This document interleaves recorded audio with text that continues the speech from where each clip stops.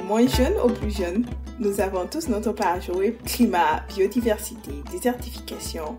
Je vous amène à Yamoussoukro, au bord des lacs aux crocodiles, pour rencontrer Kofi Evra, représentant des jeunes volontaires pour l'environnement Campus Côte d'Ivoire, pour nous parler d'une de leurs activités annuelles en prélude des conférences climat.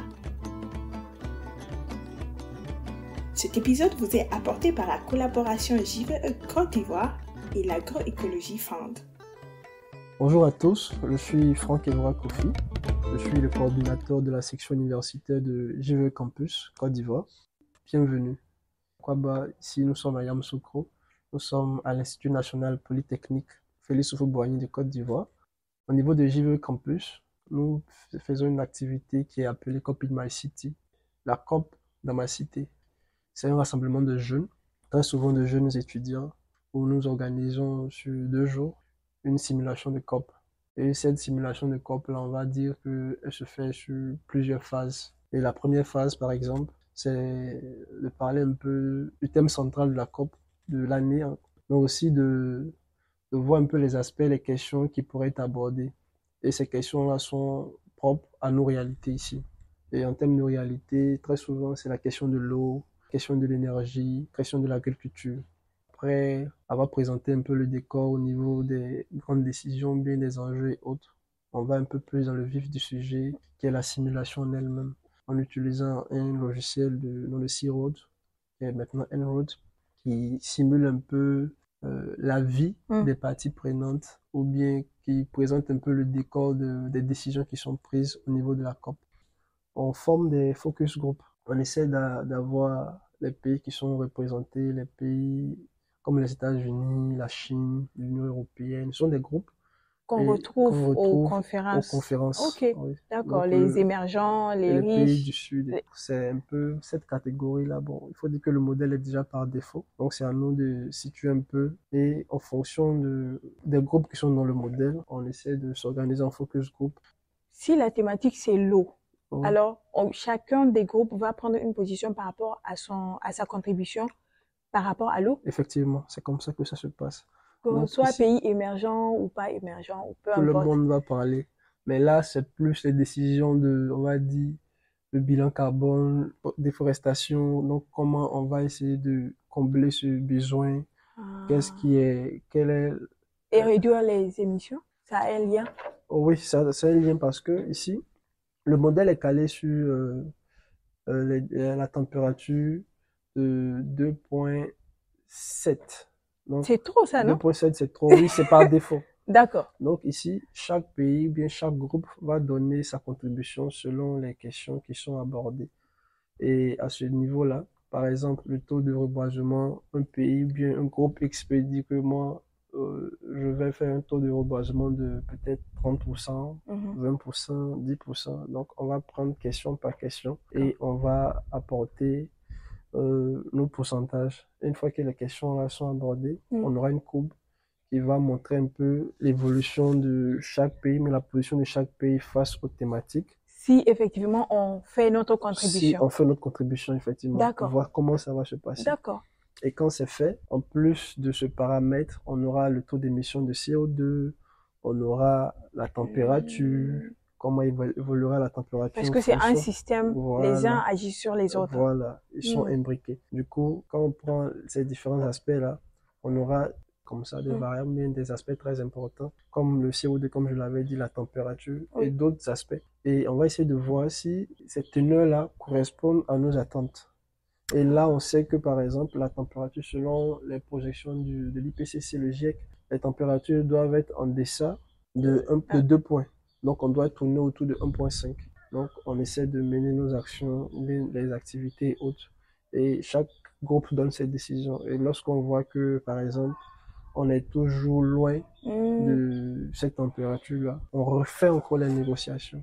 Et là, les jeunes se mettent dans la peau des négociateurs et voient comment les choses se passent là-bas. Et si tu vas voir, par exemple, je pense qu'il y avait aussi l'Inde, par exemple, qu'on avait fait en 2021, où les positions étaient quand même tendues, parce que l'autre va dire, nous, on est dépendant du carbone, du charbon, on va utiliser les énergies fossiles, voici comment nous, on dépend. Et puisque si on devrait rabaisser, c'est toute notre économie qui va Ah devoir oui, s'effondrer parce que, et d'autres question de pays qui sont développement. aussi dépendants de ces énergies. C'est un peu géopolitique, on va dire stratégique et en même temps passionnant. Parce que tu vois qu'il y a quand même des difficultés que ces pays-là, on va dire, qu'ils rencontrent. Donc, comment les négociations se passent pour avoir un accord favorable et c'est ce qui fait un peu la particularité de ce logiciel-là. Mm, Donc, tu vas avoir certains qui vont rester sur leur position, mm. d'autres non, et on discute, on discute, on discute. Et après, on reprend encore les négociations. Ah Donc, oui. c'est ce qui fait que c'est passionnant. Et cette année, ce sera la troisième COP in My City Oh oui, que vous allez ça abriter sera là, autour du thème transition énergétique. effectivement. Dans ce cas, est-ce que ça vient changer le programme ou en 2 jours, c'est encore tenable? Qu'est-ce que vous imaginez pour cette année? Le déroulé, par exemple. En termes de déroulé, c'est sur 2 jours et les activités sont pas toujours les mêmes. Avant de revenir à votre question, par exemple, au niveau de la première année, quand nous avons fini la simulation, la Oui, deuxième journée, c'était un peu la question de valorisation, d'innove my city, l'innovation dans ma cité. Et d'accord. cette innovation, c'était l'utilisation de déchets plastiques, de notre environnement, on va dire, pour produire des matériaux éco-responsables. Et je me rappelle que on avait appelé des innovateurs du niveau académique qui transformaient les déchets en biogaz pour montrer un peu ce qui est fait comme avancée. On avait des personnes qui utilisaient par exemple le sable ou bien les géomatériaux et autres D'accord. pour la transformation. Et une des choses qui m'avait passionné, c'était que il y avait un peintre qui sort de l'ordinaire parce Oui. que celui-ci, par exemple, il utilisait les anciens téléphones avec les touches. Il faisait des tableaux avec de création. Waouh. C'était magnifique en tout cas. Ça devrait être beau, Ah ça. oui, très beau, très beau. Donc, beaucoup de personnes étaient surprises Oui, oui. par ses travaux. Mm.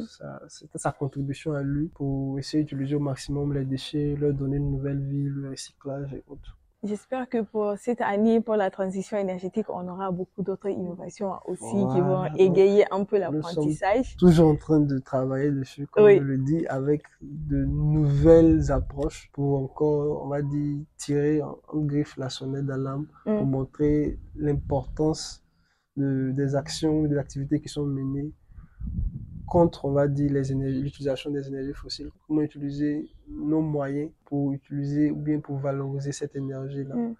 Parce que on a beaucoup de formes d'énergie. Et pourquoi toujours rester ou bien s'attarder sur ces énergies fossiles-là, C'est vrai. sachant que ces dernières-là ont des impacts Oui. négatifs, beaucoup plus négatifs même qu'on le penserait, pour la santé et aussi pour l'environnement. Tant que jeune, c'est vraiment noble d'organiser les négociations pour que les gens aient une idée de ce qui se passe.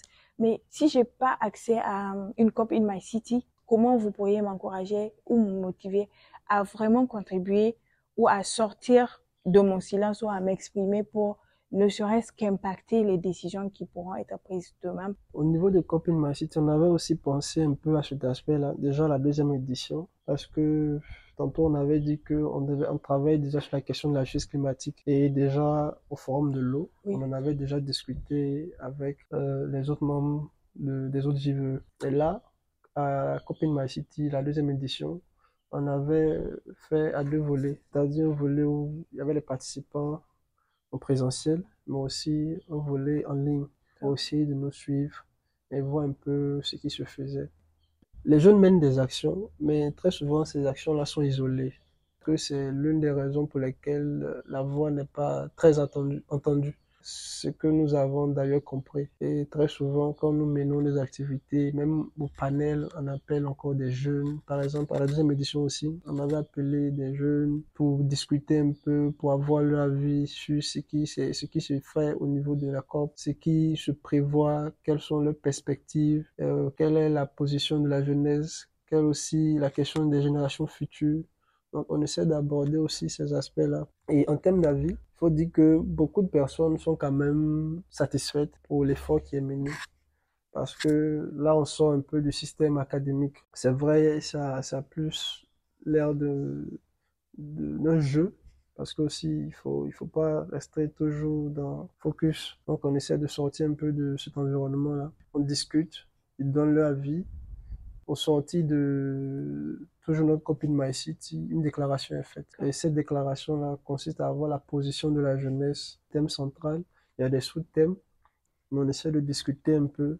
Et c'est toutes ces décisions-là, ou bien tous ces panels-là qui sont transcrits dans cette déclaration-là, qui est la position de la jeunesse francophone ou ivoirienne 2 semaines avant la principale, mais la réelle COP. Donc ici, on prévoit de travailler, produire une déclaration cette fois-ci pour l'amener même auprès même de la COI. Déjà, en tant que jeune... La COP des jeunes, La COP c'est for ça? Youth, oui. Oui, on l'espère bien.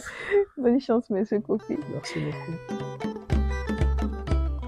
On va passer à la deuxième partie du podcast où je vais vous lire des citations et vous allez me dire ce que ça vous inspire. La première citation. Un homme sans culture, c'est comme un zèbre sans rayures. Oh oui, la culture a un impact dans ce que nous faisons parce que l'approche en elle-même est quand même difficile dans le sens où quand tu veux faire passer un message, chez nous on dit quand tu viens dans un village que tu vois les gens marcher sur un pied, ne te demande pas pourquoi ils marchent sur un pied, marche d'abord sur un pied puis après tu vas comprendre. Du coup c'est pour dire que quand tu viens, il faut que tu as ton approche à toi, mais essaie de t'impliquer, essaie de rentrer, on va dire, dans le bain. En immersion. Voilà, en immersion avec la population dans laquelle tu te trouves et passer ton message. Il faut connaître leurs habitudes, il faut connaître leur réalité.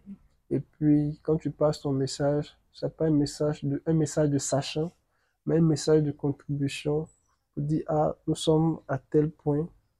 Voici ce qui est fait, voici ce qui se passe. Et vis-à-vis de ce qui va venir, vis-à-vis de tel aspect, ou bien tel problème est constaté parce que. Donc, on souhaiterait que on fasse ça. Quels sont vos avis, quelles sont vos approches, comment on peut contribuer pour arriver à un objectif commun.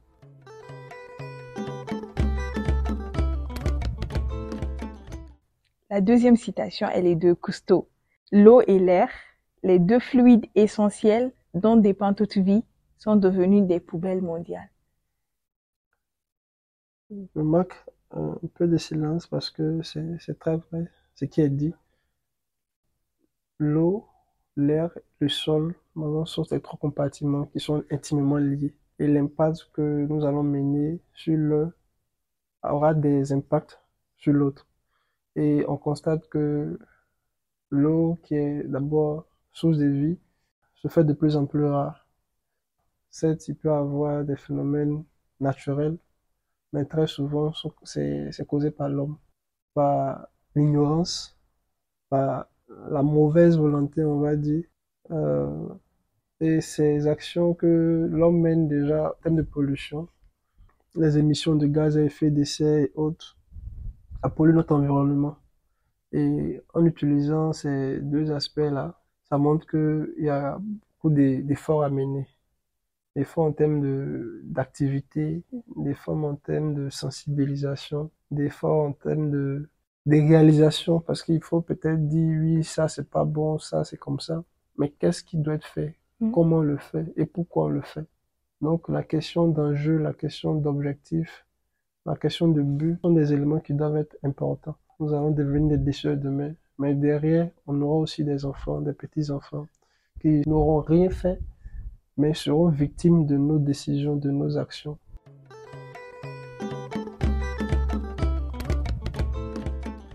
Le séjour dans l'eau ne transforme pas un tronc d'arbre en crocodile.